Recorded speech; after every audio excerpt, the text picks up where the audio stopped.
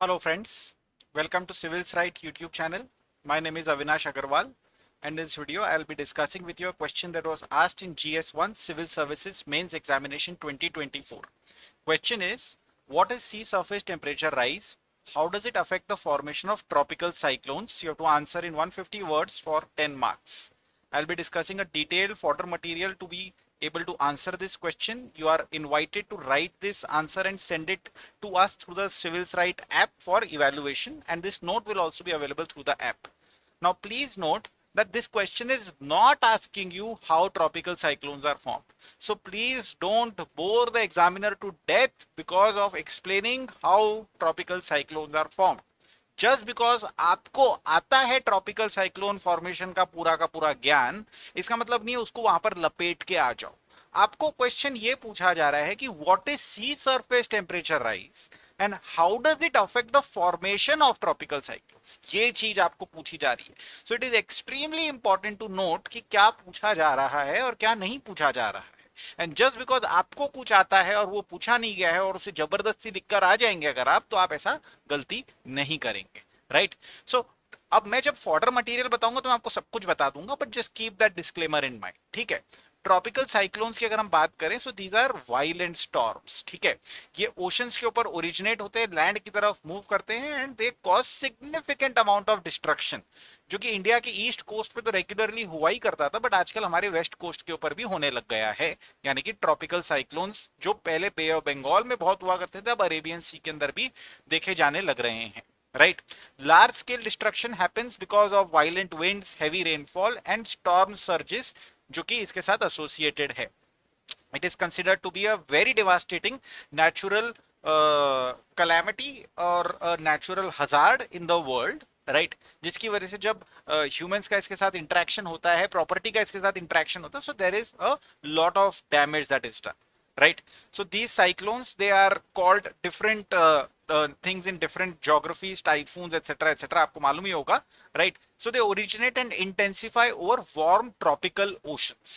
ठीक है. What is the conditions that are required, जो कि आपको prelims में पूछी जा सकती है in any examination? You require a large sea surface, because जितना ज्यादा पानी इवेपोरेट होगा उतना ज्यादा इस ट्रॉपिकल साइक्लोन को जो है एनर्जी मिलती है. You need a temperature higher than 27 degree, तब जाकर पानी का जो है कंटिन्यूस इवेपोरेशन हो पाएगा. You require a Coriolis force. Coriolis force क्या करेगा कि जो ऊपर कन्वेक्शन की वजह से जो हवा ऊपर जाने लग रही है एटमॉस्फेयर के अंदर, वार्म होकर लाइट होकर, तो वो हवा जो है रोटेट होना स्टार्ट होगी because of the rotation of earth की वजह से जो कोरियोलिस फोर्स पैदा होता है. Right. You require small variations in the vertical wind speed at best. Right. You require a pre existing weak low pressure area या फिर low level cyclonic circulation for a tropical cyclone to emerge. And finally क्या होता है कि जो air rise होती है वो अपर ट्रोपोस्फियर या अपर लेयर्स ऑफ एटमॉस्फेयर के अंदर जाकर जो है वो जो है डाइवर्ज होने लग जाती है. तो अपर डाइवर्जेंस जो है एयर का होता है. राइट. अगर आप किसी 6 स्टैंडर्ड के बच्चे को समझाने की कोशिश कर रहे हैं तो ये प्रकार की टेक्स्ट आपके काम आएगी कि how is tropical cyclones formed. I am going to just leave this for you over here. Right. इसके सारे स्टेजेस, डेवलपमेंट ऑफ साइक्लोन के सारे स्टेजेस यहां पर दिए गए हैं. This is the formation and initial development stage. Right.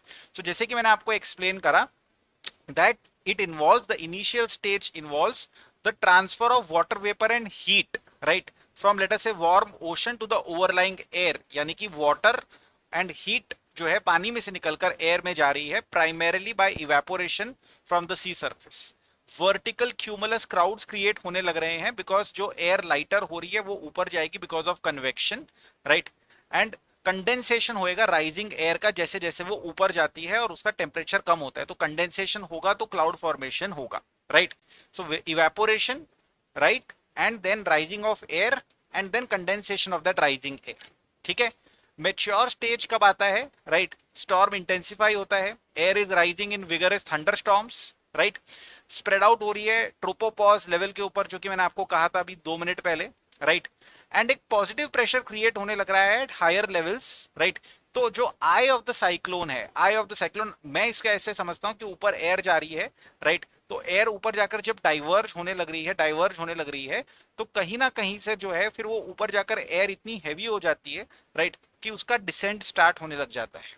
और जैसे जैसे वो एयर का डिसेंट स्टार्ट होता है एक बहुत ही नैरो से एरिया के अंदर, तो eye of the storm gets created and that descending air जो है कंप्रेस हो के हीट अप होने लग जाती है, राइट। सो सब्सिडेंस है, इसको हम कहते हैं subsidence, this is inducement of subsidence, right. तो यही चीज मैं आपको एक्सप्लेन कर रहा हूं कि एयर एक कॉलम ऊपर जा रहा है एयर का, यहां से भी एक कॉलम एयर का ऊपर जाने लग रहा है, राइट, स्प्रेड आउट होने लग रहे हैं, और जो बीच वाली एयर है ऊपर इतना ज्यादा चली जाती है कि उसका सब्सिडेंस स्टार्ट हो जाता है, right. So this air warms up by compression और एक वार्म आई यानी कि लो प्रेशर सेंटर क्रिएट हो जाता है। फिर आपका tropical cyclone is moving along the ocean towards the land because of the direction of the winds, जो प्लैनेटरी विंड्स का डायरेक्शन है वो स्टॉर्म को जो है ईस्टवर्ड लेकर जाता है इन द नॉर्दर्न हेमिस्फीयर, ये भी चीज आप जानते होंगे, right. I am sorry, westward लेकर जाता है in the northern hemisphere, right. So इसीलिए जो है बे ऑफ बंगाल से जो है साइक्लोन निकलकर आपका इस तरफ आने लग जाता है। So these tropical cyclones they begin to weaken in terms of central low pressure, right, internal warmth and extremely high speed. तो जैसे ही आपका जो वाटर का सोर्स कट ऑफ हो जाता है लैंडफॉल के बाद, यानी कि जैसे ही साइक्लोन लैंड के ऊपर पहुंच जाता है और उसका वाटर का सोर्स कट ऑफ हो जाता है, तो फिर वो साइक्लोन जो है खत्म होना स्टार्ट हो जाता है, which is why coastal areas are the most affected by these kinds of events, right. ये पूरा का पूरा डायग्रामेटिक रिप्रेजेंटेशन भी आपके लिए यहाँ पर दिया गया है। आई होप दैट आप इस चीज को अप्रिशिएट करेंगे। नाउ आपको साइक्लोन बता दिया है। Now let us come to the actual content which is required for the answer, that what is the link between sea surface temperature and cyclone formation, right? So as we have already observed कि at least 26 degree कहीं पर लिखा रहता है, 27 degree कहीं पर लिखा रहता है, 26 डिग्रीज एटलीस्ट इतना टेम्परेचर चाहिए फॉर साइक्लोन फॉर्मेशन। एंड सिर्फ और सिर्फ ऐसा नहीं कि सरफेस वार्म होनी चाहिए, 50 metre deep layer of water जो है उसके अंदर आपको ये टेम्परेचर का वाटर मिलना चाहिए, राइट। अब जो सी सरफेस टेम्परेचर है, राइट, वो इंपॉर्टेंट है बिकॉज वाटर अगर वार्म है इवेपोरेट होगा तो साइक्लोन को एनर्जी मिलेगी। So this warm moist air जो है ये फ्यूल के तौर पे काम करता है, बट ये warm moist layer of air कब बनेगा, जब वाटर यानी कि सी सरफेस टेम्परेचर आपका राइज होगा, राइट। तो जो कन्वेक्टिव क्लाउड्स क्रिएट होंगे, रेन बैंड्स क्रिएट होंगे, आई वॉल क्रिएट होगी, राइट, ये सारा का सारा कब क्रिएट होगा, स्ट्रक्चर ऑफ द साइक्लोन कब क्रिएट होगा, when there is warm moist air, वो कब क्रिएट होगा, जब there is sea surface temperature rise. That's how the cyclone formation is linked with sea surface temperature. So अगर आपका सी surface temperature 26 degree था तो साइक्लोन फॉर्मेशन की डेंजर पैदा हो जाती है, right, agar all other conditions are also satisfied. Now because of climate change, because of greenhouse gas concentration in the atmosphere, because of global warming, you are finding that this 26-27 degree का जो temperature of sea surface temperature है, this is getting formed frequently and in more number of areas. So sea surface temperature rise, which is associated with greenhouse gas, which is associated with climate change, is obviously going to have far reaching implications, right? NASA की study ये बताती है दोस्तों कि there is a strong correlation, this is a very important point you have to underline, it's a strong correlation between rising SST, that is sea surface temperature, and the frequency of rainstorms, ठीक है। Likelihood of severe storms rising is increasing because of this sea surface temperature rise. आप ये प्रकार का data present भी कर सकते हैं that for every 1.8 degree Fahrenheit or 1 degree Celsius increase, there is a 21% increase that we are expecting, and by the end of the century when अर्थ का जो टेम्परेचर है that would have increased by more than 2 degree centigrade on an average as compare to the pre industrial level.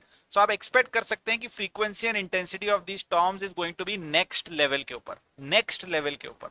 Consequences are going to be devastating for standing crop, for property, for people living in the coastal areas especially, or vulnerable communities such as fisher folks. Conclusion: yes, rising sea surface temperature is directly linked with increasing the frequency and the intensity of the tropical cyclone.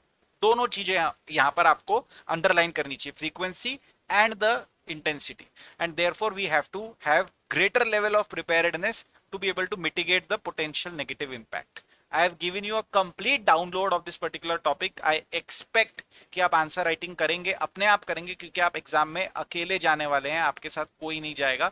So it's better that आप अकेले answer writing करना start कर दें। With this, we'll bring this session to an end. Thank you so much. All the best and Jai Hind to all of you.